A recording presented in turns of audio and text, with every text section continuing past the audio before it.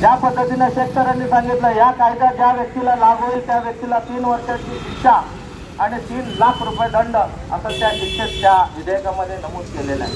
म्हणजे आपण कुठल्याही प्रकारे सरकारी काही करेल त्याला गपचूपपणे आपल्याला इथं सहन करणारा असा कायदा आहे आणि तो कायदा आपल्याला मंजूर करू द्यायचा नाही।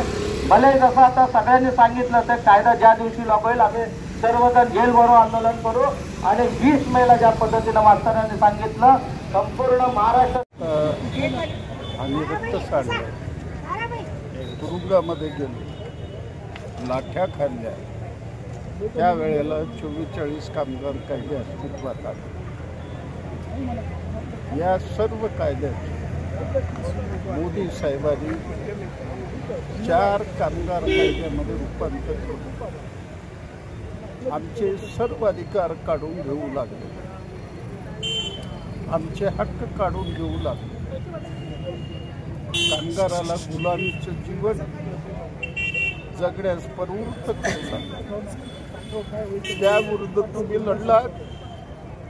जनसुरक्षा कायदा आम्ही आणू, त्या कायद्याखाली 2 वर्षापासून 7 वर्षापर्यंत शिक्षा, अजामीनपात्र गुन्हा, लाखो रुपये दंड, तुमच्या बायका मुलांना सुद्धा घराच्या बाहेर काढून टाकू, तुमची संपत्ती जंगम मालमत्ता मी जप्त करू आणि तुम्हाला या देशामध्ये जगण्याचा अधिकार राहणार नाही, अशा पद्धतीचा कायदा राज्य सरकार